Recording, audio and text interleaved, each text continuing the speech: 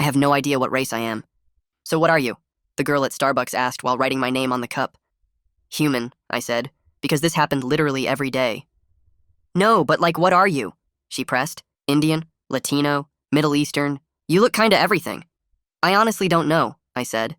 She laughed like I was joking, but I wasn't. I was 17 years old and had no idea what race I was because my parents refused to tell me. At dinner that night, I tried again. Mom, what ethnicity are we?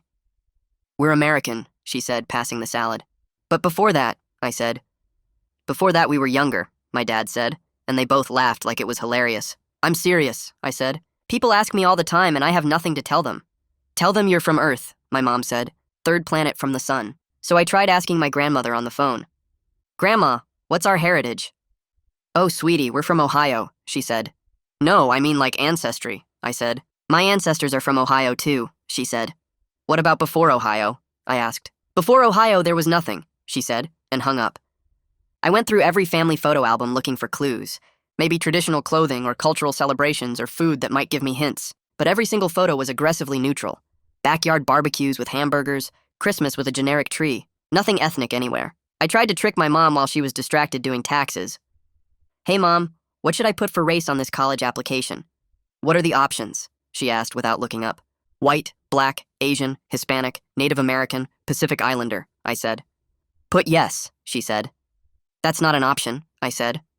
Then put no, she said. I Googled our last name trying to find its origin. The internet said it was either French, Vietnamese, Nigerian, or possibly made up entirely. One website said it meant bread maker, and another said it meant son of the mountain. At school, I asked the Spanish teacher if I looked Hispanic. She said maybe. I asked the Mandarin teacher if I looked Chinese. He said possibly. I asked the French teacher if I looked French, and she said, everyone looks a little French if you squint. I saved up money to buy a DNA test kit. When it arrived, my parents were waiting in the living room like an intervention. We can't let you do that, my dad said. Why? I asked. The companies sell your data, my mom said. I don't care about my data, I said. You will when you're older, my dad said, taking the kit. Trust us. I had my friend Jeremy order one to his house instead, but when I went to pick it up, his mom said my mom had called and asked her not to let me have it. They'd coordinated against me. I tried asking my doctor at my physical. So, what ethnic background would you say I am, medically speaking? That's not really a medical question, he said. But certain races have certain health risks, I said. I'd Googled some to prepare. Should I be worried about sickle cell? Tay-Sachs? Your parents said you might ask about this, he said. I'm not supposed to discuss it with you.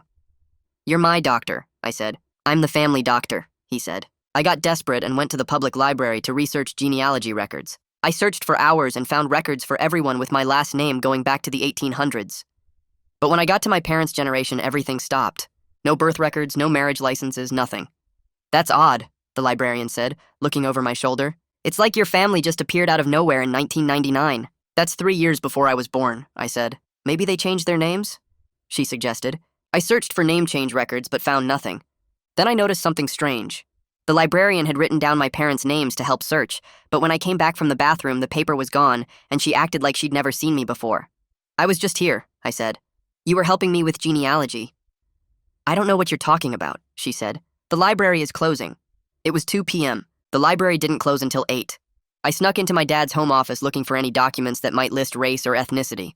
I found my birth certificate, but where it should have listed my parents' race, someone had put whiteout.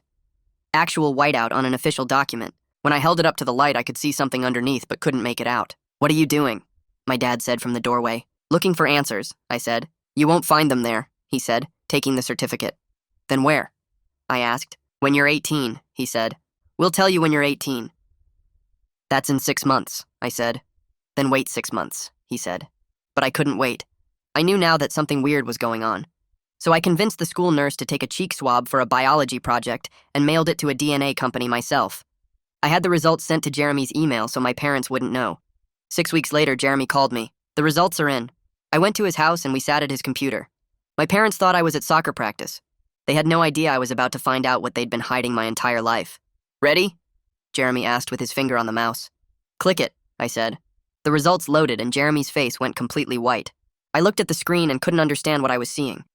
The screen showed 43 people listed as half-sibling matches.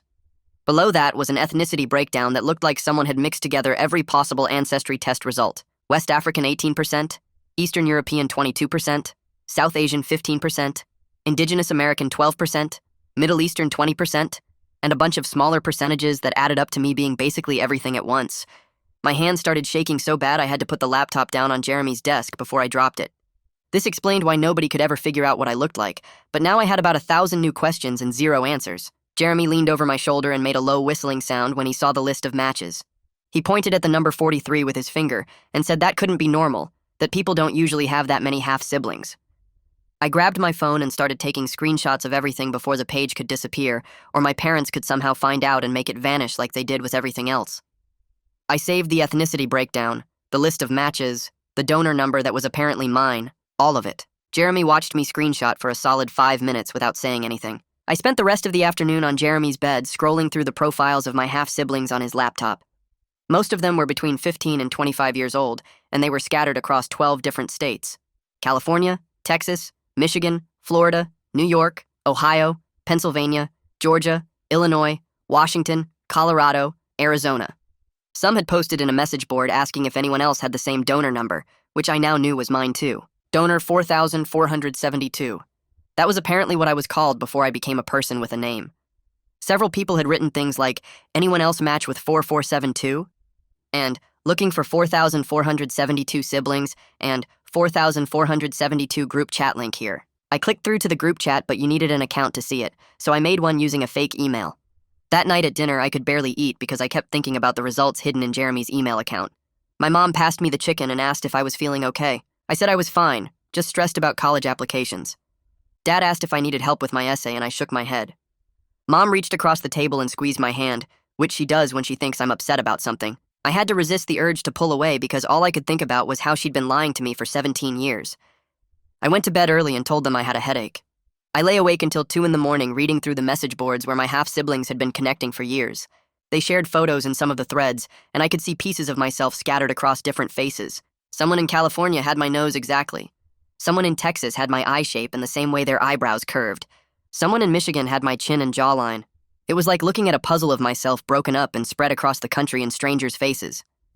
Some of them looked more like one ethnicity than others, but we all had these similar features that showed up in different combinations.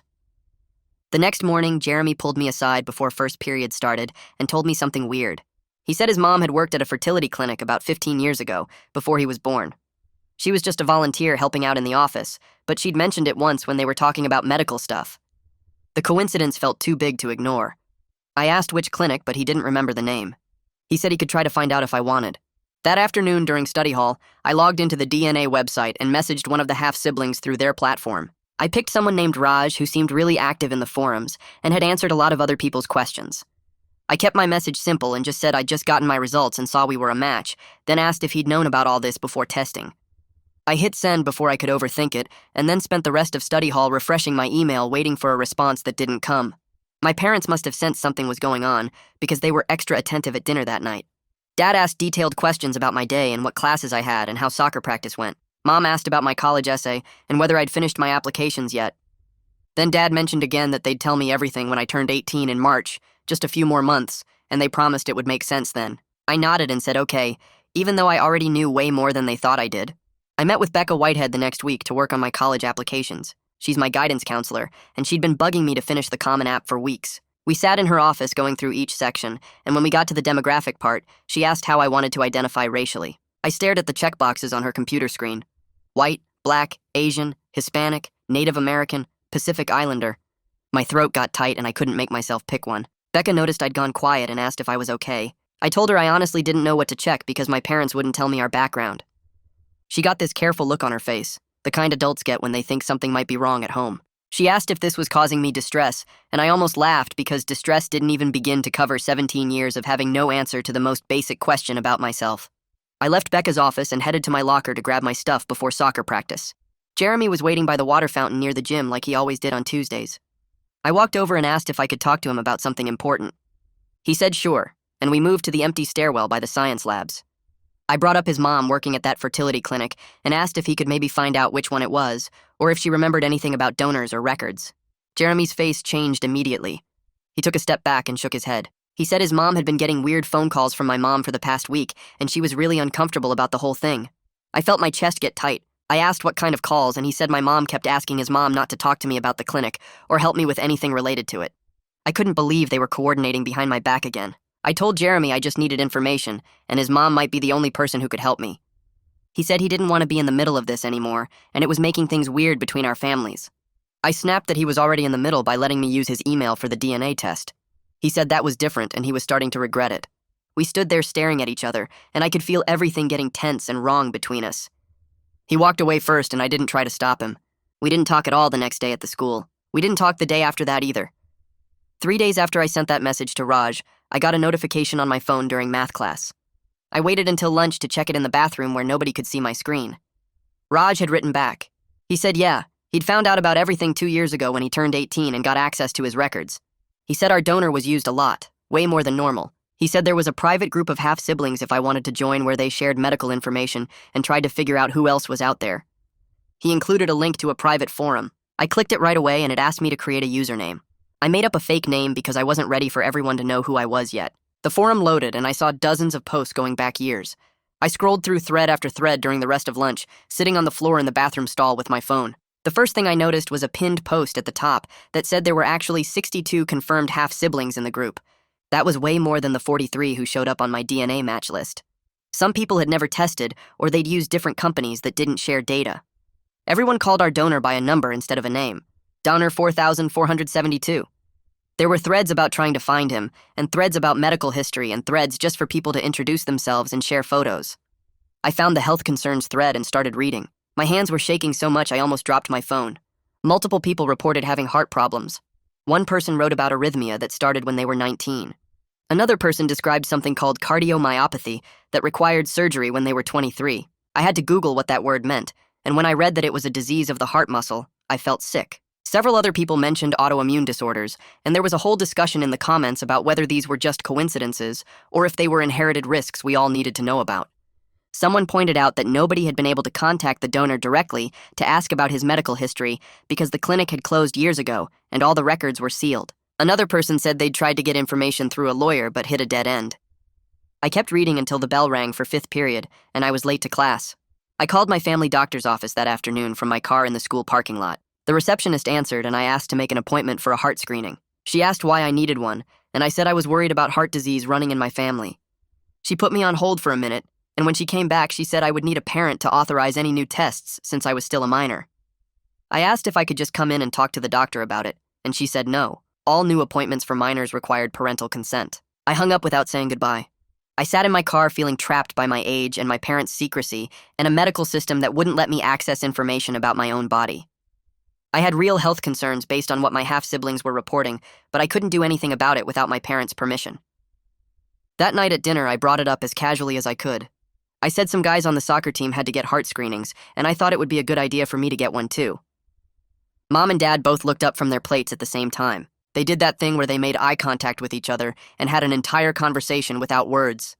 Dad asked why I was suddenly worried about my heart. I shrugged and said I just wanted to be careful and make sure everything was okay. Mom asked if something happened at practice or if I was having symptoms. I said no, I just thought it was smart to get checked. Dad said those tests were expensive and probably unnecessary for someone my age with no symptoms. I pushed back and said it would give me peace of mind. Mom said they would think about it, but I could tell from her voice that thinking about it meant no. The next day, I spent my lunch period in the library instead of the cafeteria. I went to the computer section in the back and searched for information about birth certificates and vital records. I learned that amended birth certificates were common in adoption cases where the adoptive parents' names replaced the birth parents' names on the official document. I learned that original birth certificates could be sealed by court order and that accessing them usually required a lawyer and a really good reason. Then I searched for my parents' names in the county birth records database just to see what would come up. I typed in my mom's name first and got nothing before 1999. I tried my dad's name and got the same result. No birth records, no marriage license, nothing.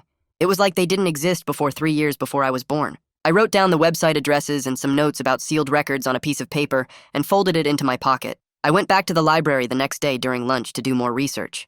The same librarian was working at the front desk, but when I walked up and asked for help finding more genealogy records, she looked at me like she'd never seen me before. She said she didn't remember helping me yesterday. I reminded her about the search we did for my parents' names and how we found that gap in the records. She got this confused look on her face and said she must be thinking of someone else. I pulled out my notes from yesterday and showed her the website addresses she'd helped me find. She looked at the paper and then back at me, and her face got red. She said the genealogy section was reorganized and I needed to leave. I asked when I could come back, and she said she didn't know. The whole interaction felt completely wrong, like someone had talked to her or warned her not to help me anymore. I found a student journalist in my English class the next day. Her name was Cassidy, and she wrote for the school paper. I sat down next to her before class started and asked her a hypothetical question about students' rights to access their own medical information. Her eyes lit up immediately, and she pulled out a notebook. She started asking me questions about why I was researching this and whether I knew someone who was having problems getting medical records. I kept my answers vague and said I was just curious about the legal side of things. She was sharp, though, and I could tell she sensed there was a real story behind my questions. She said she'd look into it and maybe write something for the paper if I wanted to talk more. Jeremy found me sitting alone at lunch 2 days after our argument.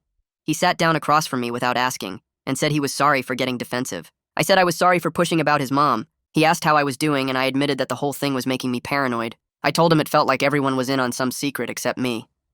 Jeremy said that was probably not far from the truth, and I knew he was trying to make me feel better, but it didn't work. We agreed to stop fighting about it and just be friends again. I was relieved because I needed at least one person at the school who I could trust. 2 days later, my parents were waiting in the living room when I got home from the school. Dad had his laptop open on the coffee table, and Mom sat next to him with her arms crossed. I knew immediately something was wrong because they never sat like that unless it was serious. Dad turned the screen toward me, and I saw the browser history from the family computer pulled up with all my searches highlighted in yellow. Birth certificates, sealed records, name changes, fertility clinics. I'd been so careful to use Jeremy's computer for the DNA stuff, but I'd gotten sloppy with the other research. Mom's face looked red like she'd been crying, and Dad kept clenching his jaw the way he did when he was trying not to yell. They made me sit down on the chair across from them, and Dad started talking about privacy and boundaries and how I needed to respect their reasons for waiting until I turned 18. Mom kept saying some things are complicated, and they weren't trying to hurt me. I could see she was genuinely upset, not just angry, and that made it harder to stay mad. But I was still furious because they'd had 17 years to figure out how to tell me, and instead they just kept hiding everything. The talk went in circles for almost an hour with them saying wait and me saying I couldn't wait and nobody getting anywhere. Finally, Dad said if I kept pushing, they'd have to take away my computer privileges entirely, and Mom nodded, even though she looked miserable about it. That night, I got a notification on my phone from the DNA platform. Someone named Raj wanted to video chat. I waited until my parents went to bed, then set up my laptop in my room with the door locked. When the call connected, I saw a guy who looked maybe 19 or 20 with the same skin tone as me and similar features. We had the same slightly crooked smile and the same shape to our eyes. It was like looking at a version of myself from a couple years in the future. He waved at the camera and said, "Welcome to the sibling club. It's weird at first, but you get used to it. Well, sort of." His voice was casual, but I could tell he remembered what it felt like to be new to all this. We talked for a few minutes about where we lived and how we found out, and he told me there was a whole group of us trying to figure things out together. Then Raj said his sister wanted to say hi, and another face appeared on the screen.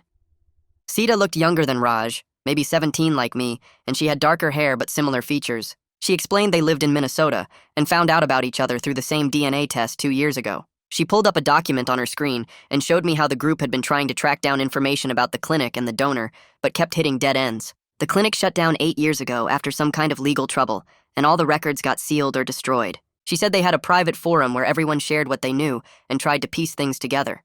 There were medical histories and family trees and timelines of when people were conceived. It was way more organized than I expected. Sita said some people had managed to get partial information through lawyers, but most of the parents had signed agreements that kept everything locked down. Then Sita told me about Amaya, one of our half-siblings who had to get emergency heart surgery last year at age 24. She pulled up a photo of a girl who looked healthy and normal, smiling at a beach somewhere. Sita explained that Amaya collapsed at work one day, and they found out she had a genetic heart condition. The doctors kept asking about family history, but she couldn't tell them anything because she didn't know about all of us yet. After she recovered and joined the group, she shared all her medical records so the rest of us would know to get checked. Sita said that's why they try to share medical stuff now, because it could literally save someone's life. She sent me a link to a shared document with all the health information people had reported. I scrolled through it and saw multiple mentions of heart issues, some autoimmune disorders, a few cases of early hearing loss. It was scary seeing it all laid out like that, knowing any of it could be waiting for me too. The next morning at breakfast, I brought up the heart screening again. I tried to sound casual and said I'd been reading that heart disease can run in families and I was worried about it. Dad looked up from his coffee and asked if someone said something to me about family health history. I could feel him watching my face for clues. I stayed vague and said I just wanted to be checked because some guys on the soccer team had to get screenings, and it seemed like a good idea. Mom and Dad did their silent communication thing where they just looked at each other for a few seconds. Finally, Mom said she'd look into it, but I needed to stop obsessing over things I couldn't control. Dad added that these tests were expensive, and I shouldn't go looking for problems that probably weren't there. I wanted to tell them about Amaya and the shared medical document, but I knew that would just prove I'd been talking to the half-siblings they didn't want me connecting with. At the school the next day, 3 different people asked me if it was true that I didn't know what race I was. The first was a girl from my math class who cornered me at my locker before first period. Then 2 guys from the soccer team brought it up at lunch like it was some kind of joke. Apparently someone had overheard me talking to Cassidy about identity stuff, and the rumor spread through the school overnight. I felt exposed and angry, like my private struggle had just become school gossip for people to talk about in the hallways. By last period, I couldn't take it anymore. I grabbed my stuff and walked out of class, told the hall monitor I felt sick, and drove around town for an hour instead of going home. I ended up parked at the empty soccer fields, just sitting in my car trying to calm down. My phone buzzed with texts from Jeremy asking where I was, but I didn't answer. The next morning, Cassidy found me in the parking lot before school started.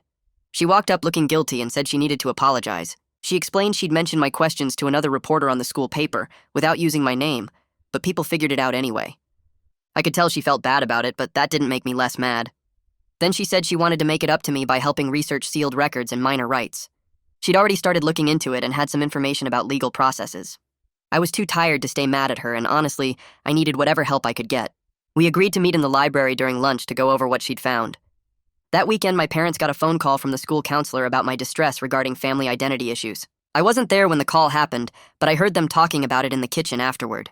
When they called me downstairs, the conversation got explosive fast. Dad accused me of making them look bad and embarrassing the family by talking about private stuff at the school. Mom started crying and saying they'd tried so hard to give me a normal life. I yelled back that normal includes knowing basic facts about yourself and not having to lie when people ask simple questions. Dad said I was being dramatic and ungrateful. I said they were being secretive and controlling. Mom said I didn't understand how hard this was for them. I said they didn't understand how hard it was for me to live 17 years not knowing who I was. We went back and forth until I was shouting and Mom was sobbing and Dad told me to go to my room. I locked myself in and pulled out the hidden phone to message the half-sibling group. I typed out everything that had happened with my parents and the school counselor and feeling like I was losing my mind. Within an hour, I had responses from 12 people sharing their own stories. Rory from Michigan said he didn't speak to his parents for a year after finding out they'd lied to him his whole life. Dinesh from 2 towns over said his parents still won't acknowledge the truth, even though he's shown them the DNA results. Someone named Maya said her mom finally admitted everything, but only after Maya threatened to cut off contact completely. Reading through all the messages made me feel less alone, but also more angry that this was such a common experience.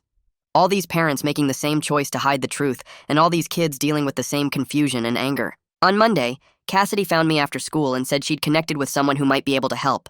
A legal aid attorney named Heather Marshall, who sometimes helped students with family law questions. Cassidy had already reached out, and Heather agreed to meet with me. We set it up for Wednesday afternoon at a coffee shop downtown. I told my parents I had a study group and drove there after school. Heather was already sitting at a corner table with a notepad and a coffee when I arrived. She looked maybe 35 with glasses and a kind face. I sat down and started explaining everything from the beginning. The DNA test, the 43 half-siblings, my parents' refusal to provide information, the sealed records, the browser history confrontation, all of it. She listened carefully and took notes without interrupting. When I finished, she asked a few questions about the timeline and whether I had copies of any documents.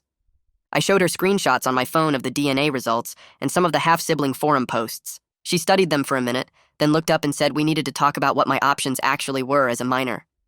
Heather pulled out a folder with papers and started going through what I could and couldn't do legally. She explained that minors have almost no rights when it comes to sealed records or medical decisions without parents saying yes. The system protects kids, but sometimes that protection becomes a wall, she said. I could try to ask a court for my original birth certificate, but I'd need a lawyer and my parents would find out right away. The whole process could take months or even years and might not work. She wrote down some names of lawyers who handle this stuff, but warned me they cost money I probably didn't have. I left the coffee shop feeling more trapped than before. That night, I Googled the county records office and found a supervisor named Ken Roman who dealt with birth certificates and sealed records. I waited until my parents were both at work the next day and called from Jeremy's phone. I told Ken I was doing research for a school project about sealed records. He seemed happy to explain how it all worked. He said name changes and sealed records happen a lot in adoption cases and in legal settlements with fertility clinics. If there was a settlement, those records usually get locked up really tight, he said. Sometimes courts seal everything as part of the agreement. I thanked him and hung up, then sat in my car in the school parking lot just staring at the steering wheel. Everything clicked into place in my head. I was almost definitely donor conceived from a clinic that had problems. My parents changed their names and sealed all the records as part of some legal deal. They'd been hiding this my whole life. Everyone knew. Grandma knew. My doctor knew. Even Jeremy's mom knew. They'd all been helping my parents keep this secret from me for 17 years. I drove home and called Grandma from my room with the door locked. I asked her straight out about fertility treatments and donor conception. The phone went silent for so long I thought she'd hung up. Then she said I needed to talk to my parents about this and it wasn't her story to tell. But right before she hung up, she said something that made my stomach drop. The agency promised us it would be private, she said.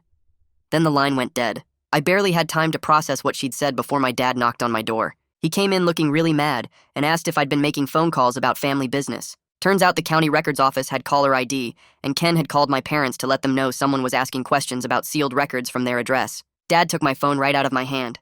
Mom came in and took my laptop. They said I was grounded until I could respect their privacy and their choices.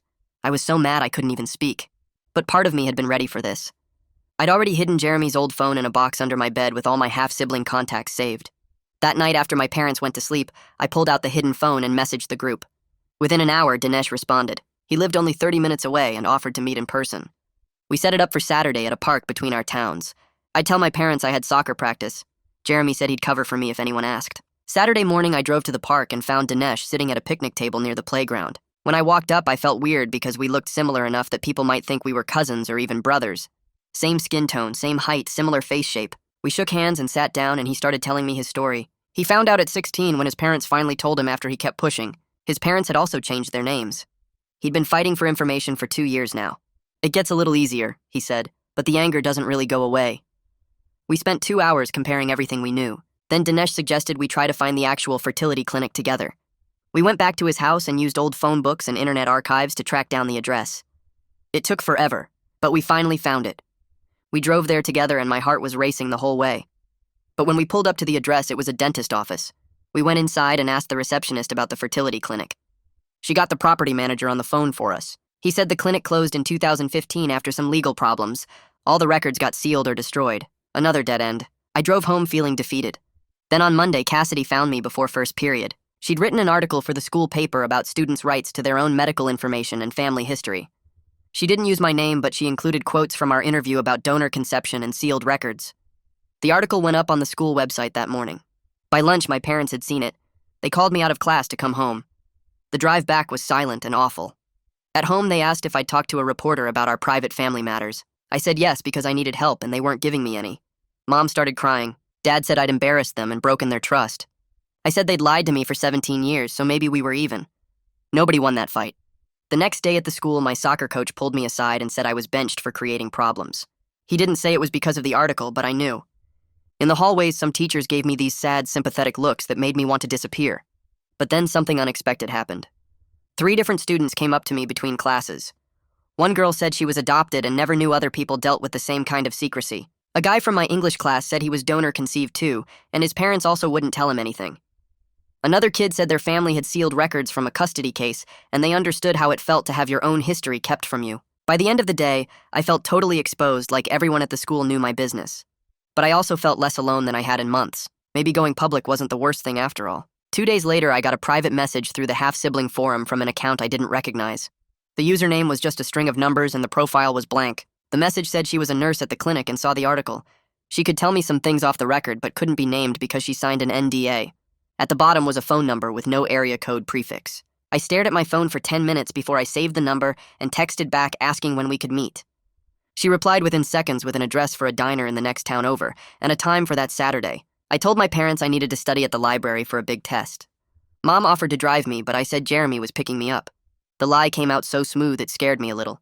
Saturday morning, I drove 40 minutes to the diner and parked in the back lot where my car wouldn't be visible from the road. Inside, the diner smelled like coffee and bacon grease. A woman sitting alone in a corner booth raised her hand slightly when I walked in. She looked tired in a way that went deeper than just needing sleep. Her name was Jessie, and she was probably in her 50s with gray streaks in her brown hair. I slid into the booth across from her, and she pushed a menu toward me even though neither of us ordered anything except coffee. She got straight to the point once the waitress left. The clinic used donor 447 two-way more than recommended, over 100 times in a small geographic area. She said the doctor wanted to maximize profits and didn't care about the guidelines that said donors shouldn't be used more than 25 times. When families started figuring it out and kids started meeting each other accidentally at the school or sports, there were lawsuits. That's why everything got sealed. She stirred sugar into her coffee and wouldn't look directly at me while she talked. I asked her how many of us there really were, and she said she didn't know the exact number, but it was over 100 confirmed. Some families never found out and some kids never tested. The donor was screened for basic genetic issues, but not thoroughly. When health problems started showing up in the offspring, the clinic didn't follow up. They just paid families to go away quietly. She said there were settlements with probably 20 families, and all of them had confidentiality clauses. Your parents probably got money to cover future medical costs and agreed never to pursue the donor's identity or sue again. I asked if she knew the donor's name, and she shook her head. The clinic used numbers only, and she was just a nurse who handled paperwork and scheduling. She never met any of the donors face to face. Before she left, she said she was sorry for what happened to all of us kids. Then she put $20 on the table for the coffee we didn't drink and walked out. I sat there for another 15 minutes trying to process everything. Then I drove straight to Heather's office, even though it was Saturday, and I didn't have an appointment. She was there doing paperwork and let me in when I knocked. I told her everything Jesse said about the settlements and the NDAs and the donor being used over 100 times. Heather listened and took notes on a yellow legal pad. She explained that the settlement and NDA my parents signed probably prevents them from telling me anything until I'm 18 and legally separate from their agreement. They might actually be legally prohibited from disclosure right now. Once you're an adult, the restrictions on you personally should lift, but it's complicated. She said the clinic's bankruptcy and closure made everything harder because there's no entity left to petition for records. I asked what I could do, and she suggested family therapy as a way to work through this without legal action that could take years. Your parents are probably scared and dealing with their own trauma about infertility and the clinic's negligence. That doesn't excuse keeping you in the dark, but it might explain it. She wrote down a name and number on a sticky note. Niall Peterson was a therapist who specialized in family communication and difficult conversations. Heather said he'd worked with other donor-conceived people and their parents before. I took the sticky note and thanked her and left.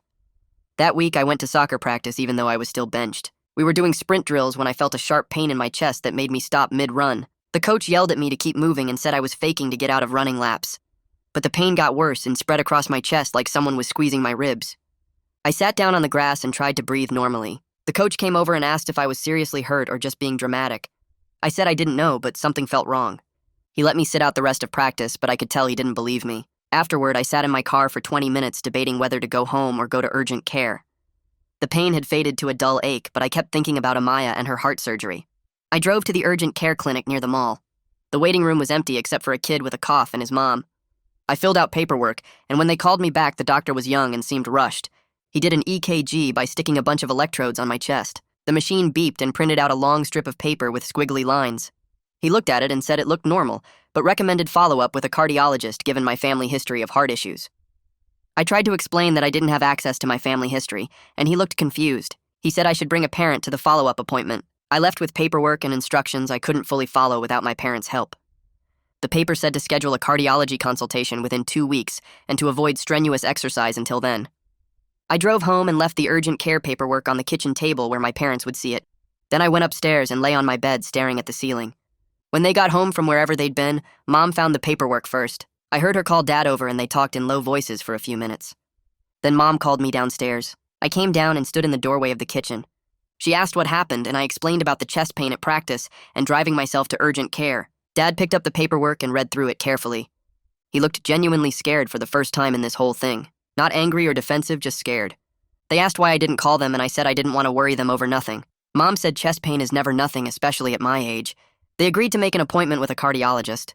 Dad called first thing Monday morning and got an appointment for 2 weeks out. The wait was terrible. I spent those 2 weeks monitoring every heartbeat and chest sensation. Anytime I felt the slightest twinge, I'd stop what I was doing and focus on my breathing. I researched cardiomyopathy online and read through Amaya's posts about her surgery in the half-sibling forum. She'd had to have part of her heart muscle removed because it was too thick and blocking blood flow.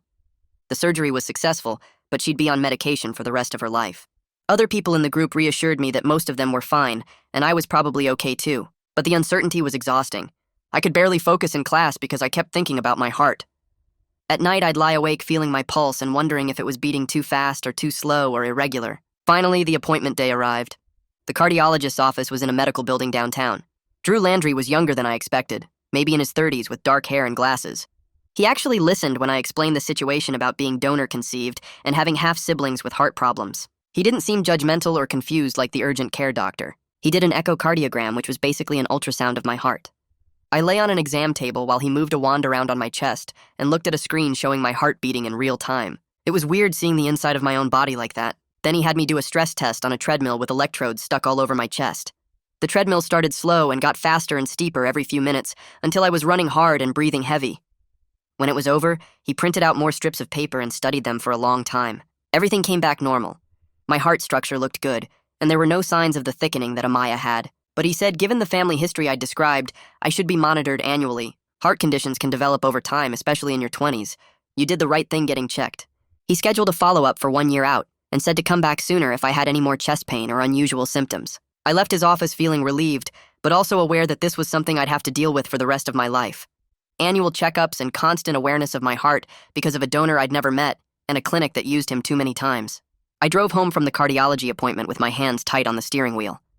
The clean bill of health should have made me feel better, but instead I just felt more determined. I had information now. I had proof of health risks. I had leverage. My parents were home when I pulled into the driveway, and I walked straight into the living room where they were watching TV. I stood in front of the screen until Dad hit pause on the remote. I need to talk to you both right now. They looked at each other with that same worried expression they always had when I brought this up. I stayed standing because sitting felt like giving up ground. I know about the donor conception. I know about the clinic and the settlements. I know I have at least 60 half-siblings. My voice shook, but I kept going.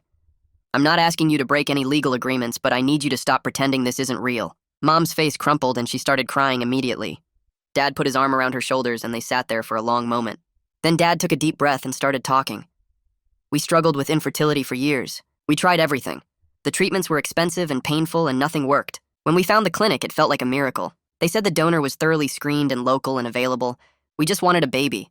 We didn't think about what it would mean for you later. Mom wiped her eyes and nodded. The clinic made it seem so simple and safe. They said lots of families used donors and the kids turned out fine. We thought we were doing the right thing. Dad stood up and left the room. He came back a few minutes later with a folder full of papers. These are from the settlement. Most of it is redacted, but you can see enough. He spread the documents on the coffee table, and I sat down to look at them. Pages and pages with thick black bars covering names and details. But I could see dollar amounts. $35,000. I could see phrases like sealed records and name change requirement and confidentiality clause.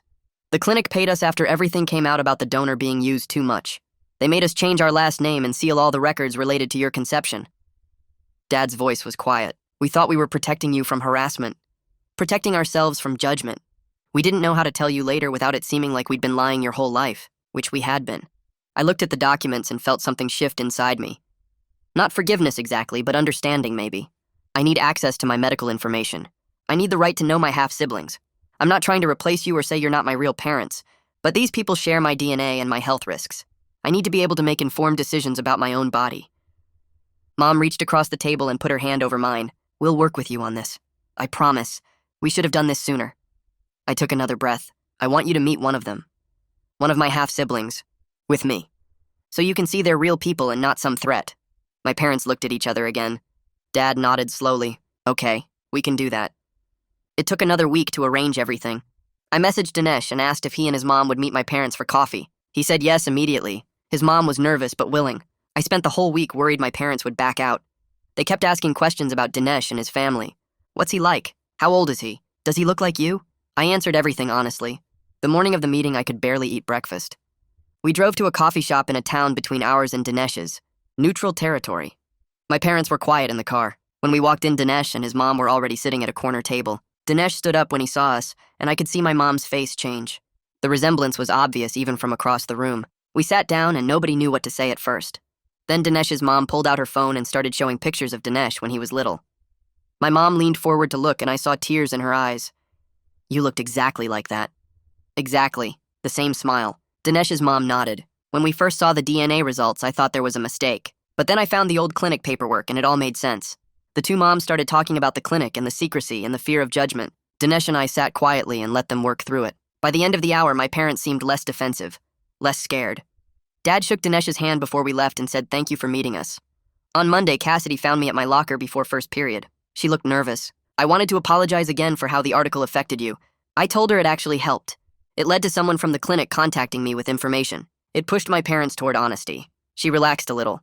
If I write any follow-up pieces about donor conception rights, I'll run them by you first. You can choose whether to be involved. That afternoon, I had an appointment with Becca Whitehead to finish my college applications. We sat in her office with all the forms spread out between us. When we got to the race question, she looked at me carefully. What do you want to do with this? I thought about all the boxes. White, Black, Asian, Hispanic, Native American, Pacific Islander. I don't identify with any single category. Can I just check prefer not to say? She nodded. That's a valid choice. Then she helped me brainstorm essay topics. What about writing about navigating uncertainty?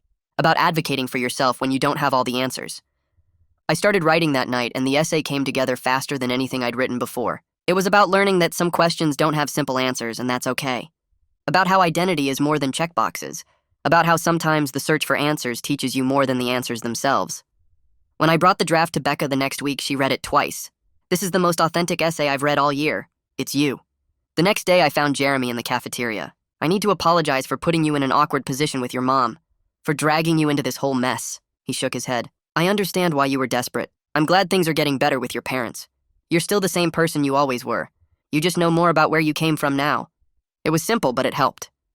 That night, I got a message from Jesse with a list of attorneys who specialize in unsealing donor conception records. You have rights as an adult that you don't have now. Don't give up on getting the full story. I saved the list and started researching what the process might look like after my birthday. 2 days later, Jesse sent me a message through the half-sibling forum with an attachment. The file contained a list of 5 attorneys who specialized in unsealing donor conception records, along with brief notes about their success rates and fee structures. Her message said I should contact them after I turned 18, because I would have rights as an adult that I didn't have now. She added not to give up on getting the full story. I saved the list to a folder on my laptop and spent the evening researching each attorney and reading about the legal process for petitioning courts to unseal sealed records. Most articles said it could take 6 months to a year, and success wasn't guaranteed. But having the information made me feel like I had a plan, instead of just waiting helplessly. The following Tuesday, I joined a video call with the larger half-sibling group using my real name this time, instead of the fake username I'd been hiding behind. About 20 people were on the call from all over the country, and we went around the screen sharing our stories about how we found out and what happened after. Some had known since childhood because their parents told them early. Others found out as adults when they took DNA tests for ancestry or health reasons. Several were still fighting with their parents who refused to acknowledge the truth or blocked them from accessing information. The similarities in our experiences felt both comforting and sad. Toward the end, someone asked if I planned to try contacting the donor when I turned 18. I said I wasn't ready to decide that yet because I was still processing everything and figuring out what I needed. A few people nodded like they understood that hesitation. Thursday afternoon, my parents and I had another session with Niall where we talked about what progress looked like going forward. My parents agreed to stop blocking my access to medical information and to support my relationships with my half-siblings instead of treating them like a threat. They also agreed to give me whatever information they legally could when I turned 18, even though some details would still be sealed by the settlement. It wasn't everything I wanted, but it felt like real progress after months of stonewalling and deflection.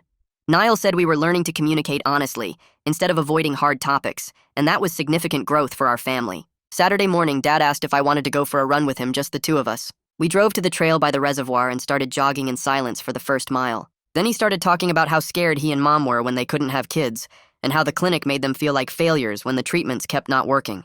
He said they thought using a donor would solve everything and give them the family they wanted, but they didn't think about what it would mean for me later. He admitted they handled this badly and were so focused on protecting themselves from judgment and harassment that they didn't think about what I needed. I told him I was still angry about the lies and the years of deflection, but I was trying to understand their perspective too. We ran another 2 miles without talking, and it felt like something between us had shifted slightly. The acceptance letter arrived in early December from the in-state university with a decent scholarship and a solid program. I opened it at the kitchen table and just stared at the congratulations paragraph for a minute.